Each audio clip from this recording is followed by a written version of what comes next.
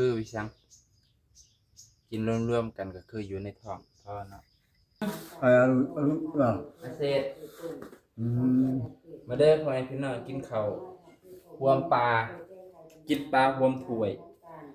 กินกล้วยรวมหวีมามื้อนี้บ่มีหยังหลายนี่โอ้ยนี่คันฝนตกมาเนี่ยเป็นสิแหละหัวมันหัวทางเทิงนะบ่อยากให้ตกแห้งก็ย้อนนี่แหละปุ่นอันนั้นก็หัว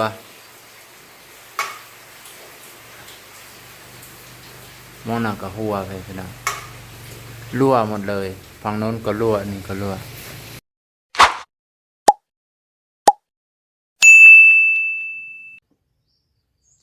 สบายดี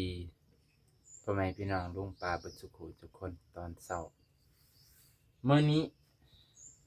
เป็นมื้อที่บ่าวน้องต้องลงนาและหว่านข้าวซึ่งการตอนเช้า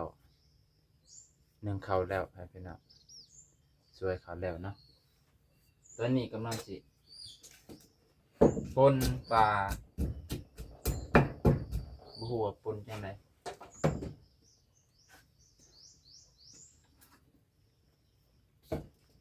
นี่โอ้ my god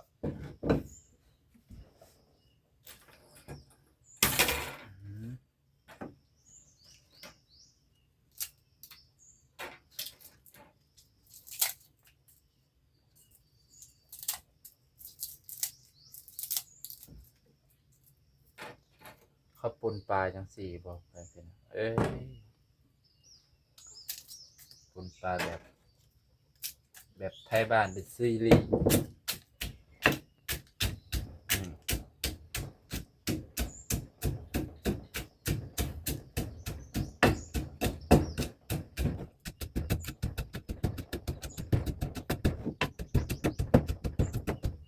ป่นปลาเนียนมะเขือมันสิเข้ากันบ่ยังบ่ฮู้ลองเบิ่งก่อน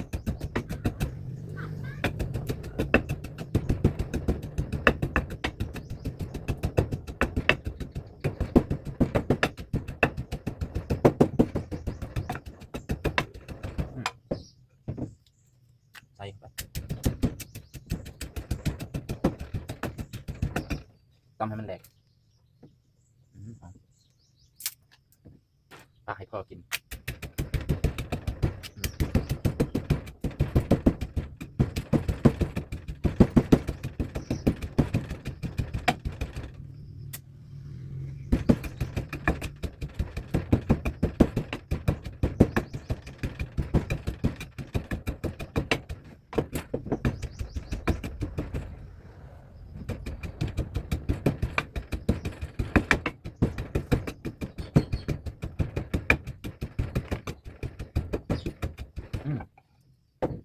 สีสันน่ารับประทานมาก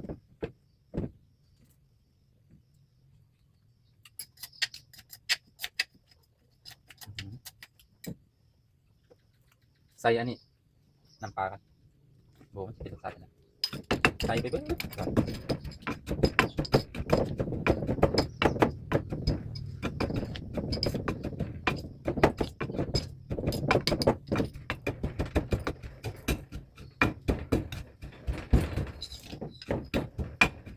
ปกติมันต้องมีผักแพรวผักแพรว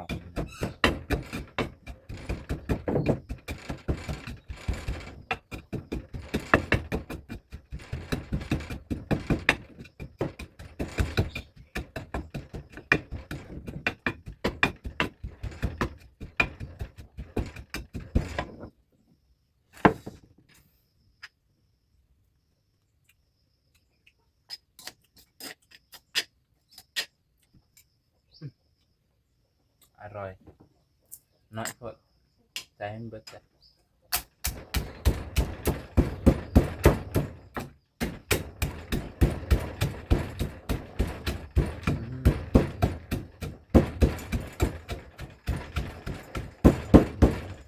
มื่อนี้บ่าวน้องสิไป ไปหวานเข่าไปเป็นอะหวานเข่าแห่งปี2569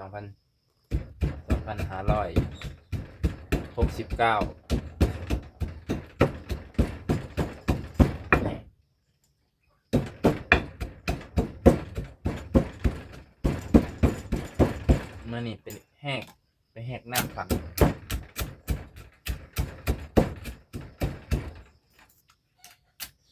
เสียงกะถามไปเบิ่งบรรยากาศน้ำกันครับฝนกะเป็นใจอยู่มาเนี่ย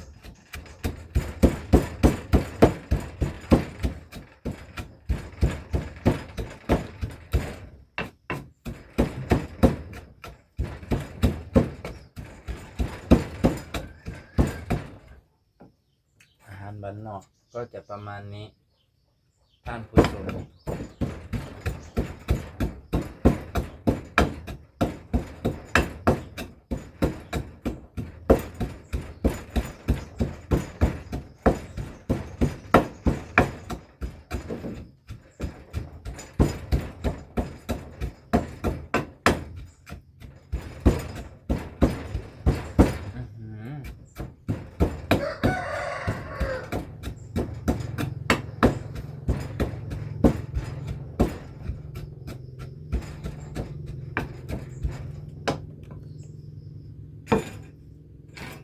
พี่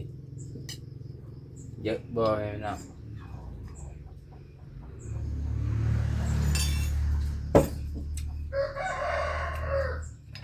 มันหลายเกินเริ่มแบบแสบแล้ว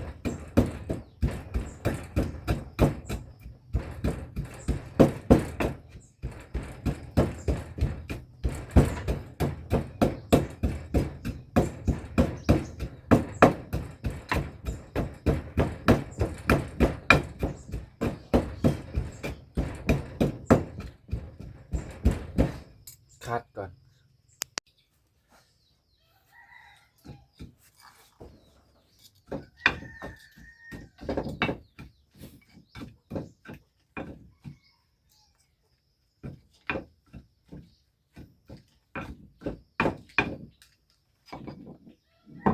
มันสิเป็นฝนฟ้า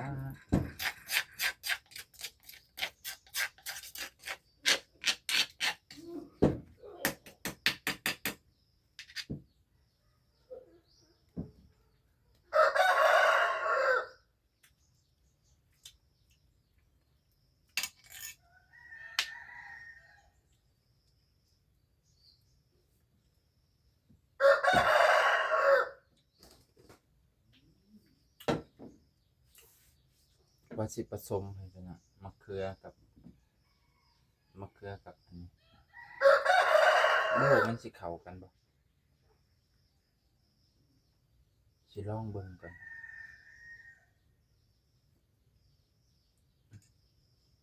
ยังไงก็ยังไงลองให้มันสุดๆเลยลองให้มันสุดๆเลยนี่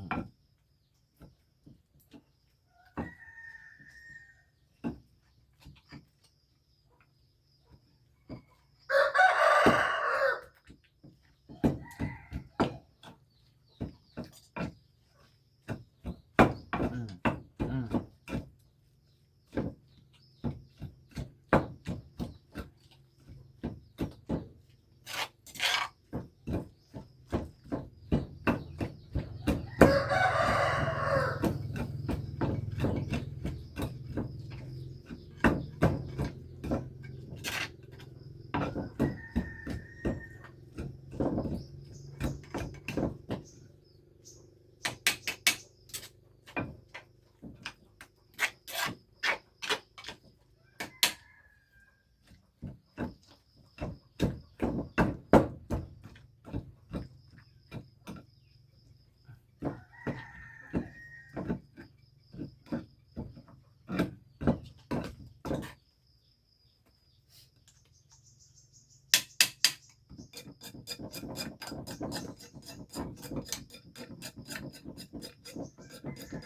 โอ้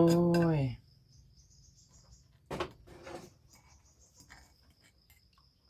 มันเป็นแบบนี้จะดีไหมนะ คือเป็นจังซี่ล่ะ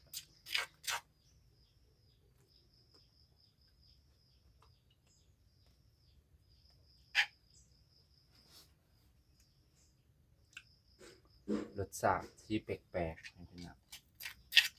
อร่อยนี่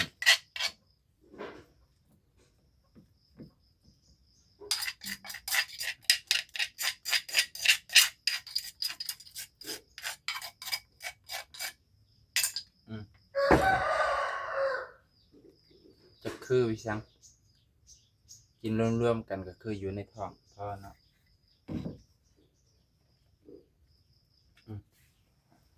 เมนูบัวลายมันไข่กับปนปลาเนียนมะเขือ2 อย่าง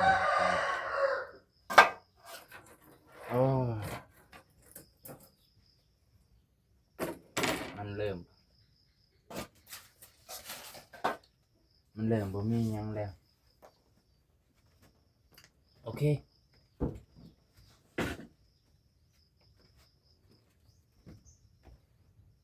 โอเคพอไหมพี่น้องในการป้องกัน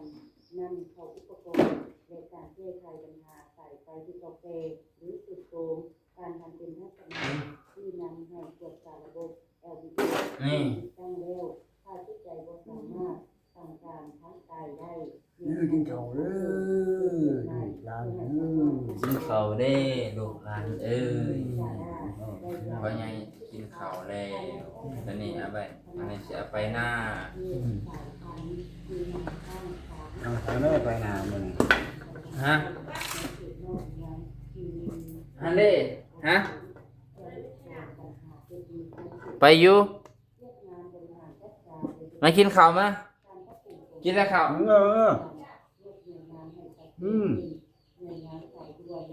ย่อใช้ซอย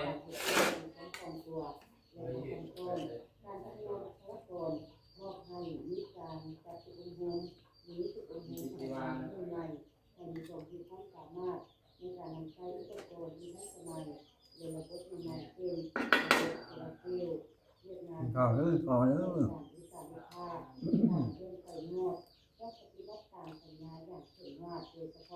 การแก้ในค่าหลายอย่างเช่นโรงแรมทราบอย่างน้อยอย่างน้อย2 วันก่อนบริการนอกไปจะต้องเป็นการควบคุมการสื่อสารการควบคุมระบบสายด่วน1199และเพิ่มเสร็จมาเด้อพ่อแม่พี่น้องกินข้าวรวมปลา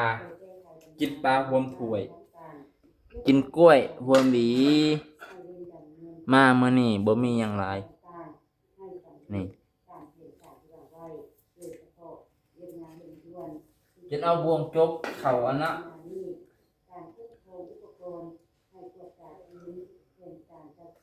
อรูดมันบ่มาไปอรูด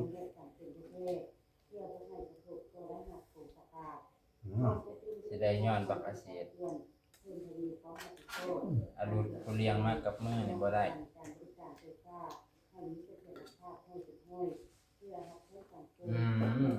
ผักกาดเหี่ยวหลายมื้อแล้วบ่ได้กิน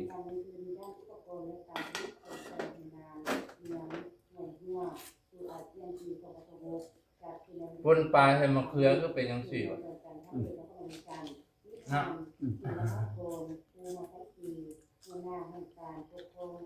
คันบ่ใส่มะเขือน่ะมันบ่เป็นแบบนี้ มันขึ้นกระทบกว่าน้อยอ่ะ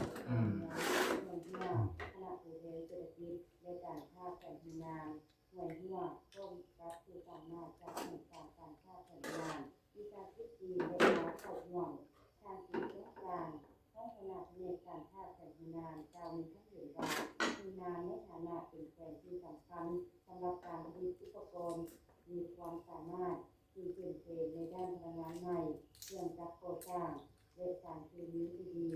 ในที่ในฐานะที่เป็นเมืองสำคัญของเส้นทางเศรษฐกิจใหม่ทางบกทะเลตะวันตกวิชาคณะศาสตร์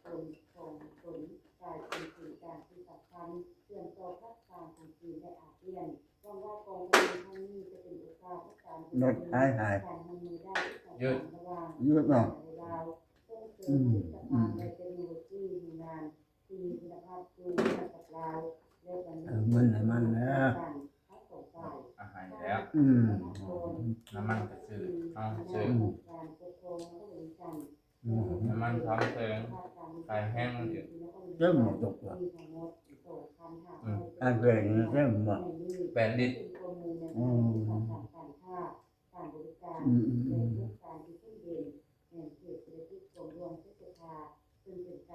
ไถนากับจ้างเขาเห็นไหมครับ อย่างนี้มีมาอย่างไรนะครับ ลูกหลานก็ได้บัวลายดอกกาเหือกาแห้ง ก็คือเขาทำอย่างนี้คือ ก็มันรถกับรถเขาน้ำมันเขา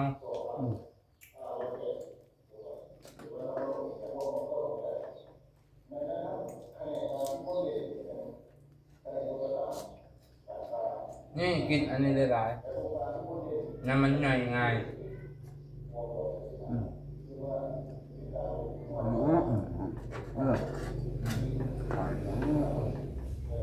đang gọi nó em vợ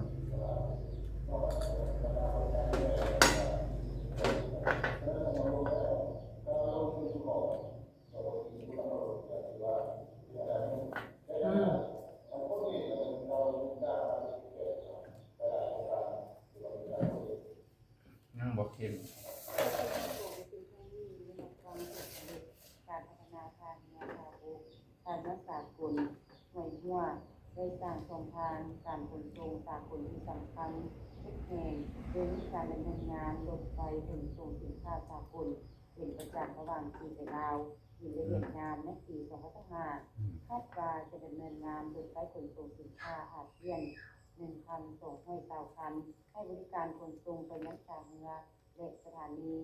216แห่งใน69ประเทศและภาคพื้นทั่วโลกโดยนำใช้พิเศษการแจ้งภาษีที่มีประสิทธิภาพของสีดานภาษีเป็นหนึ่งเดียวและการสนับสนุนนโยบายการคืนภาษีทางเรือออกเดินทางสินค้าสามารถขนส่งจากหน่วยหัวไปเวียงจันทน์ลาวในเวลาประมาณ3 มื้อลดทอนค่าใช้จ่ายในการขนส่งลง50% เป็นยังกินของแซ่บ วิธีการเปลี่ยนเก่าให้การทำการที่นักเรียนสำหรับการดำเนินการชัดเจนในอุตสาหกรรม กินแป๊บนึงละอิ่ม ในเรื่องการอื่น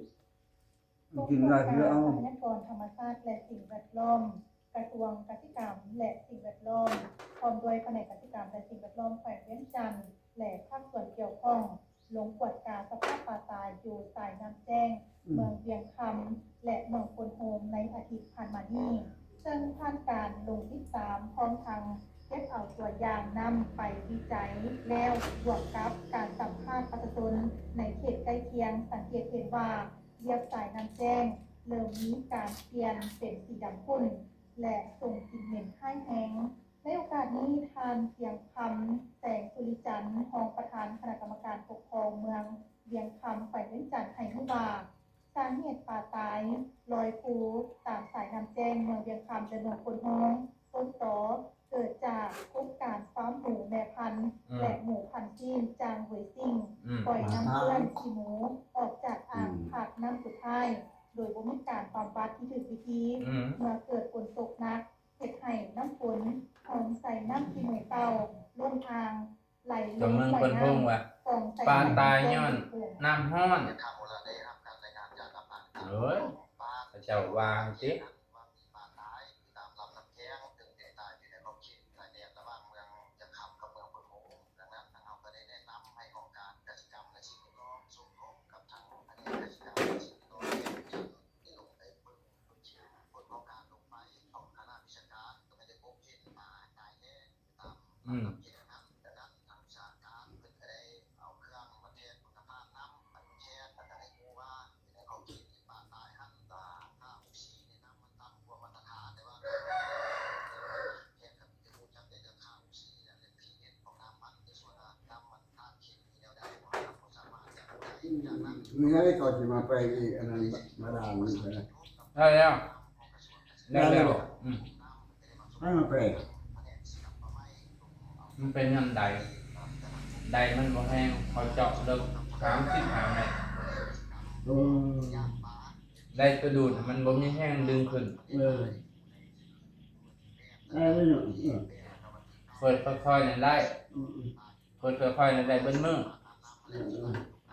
แต่เปิดแห้งๆนั่นบ่ได้คือใดอยู่เพื่อนเท่านี่แหละเปิดแห้งแล้วบ่ได้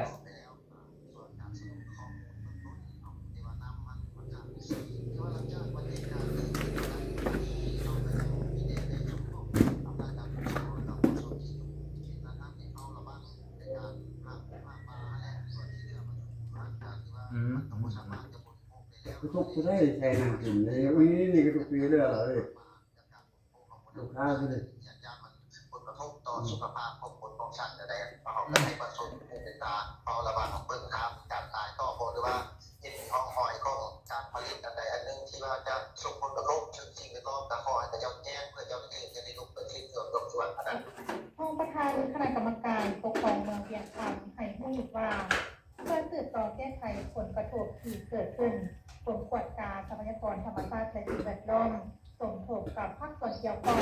ดำเนินการโดยแผนกเกษตรกรรมและสิ่งแวดล้อมฝ่ายเน้นจันทร์สมทบกับภาคส่วนเกี่ยว ฟ้าตัวเสียงฝนไปพี่น้องโอ้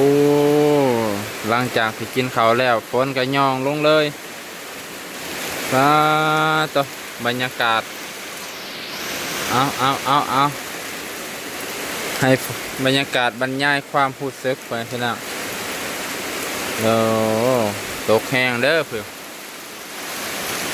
มืดไปเลยโอ้ยกำลังว่าสิไปลงไห้ลงหน้าเพื่อนพี่น้องเตรียมโตแล้วว่าสิไปลงหน้าร้านขึ้นไปก่อนแล้วเอาซ้ำเข่าแล้วนี่ลงไปเปียกมาได้บ่ายคันตกแบบนี้หันโอ้เอากระซามก่อนเพื่อนพี่น้องเอากระซามมาตรงฝนก่อนนี่ทำฝนมาแบบนี้เรียบร้อยโลดบ่อยากเปียกได้นี่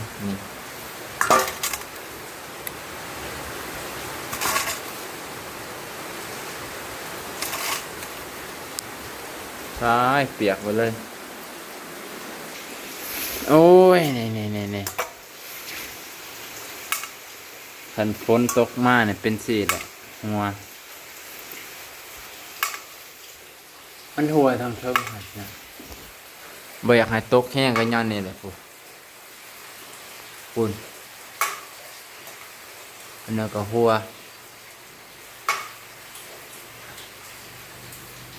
มองนั่นก็หัวไปพี่น้อง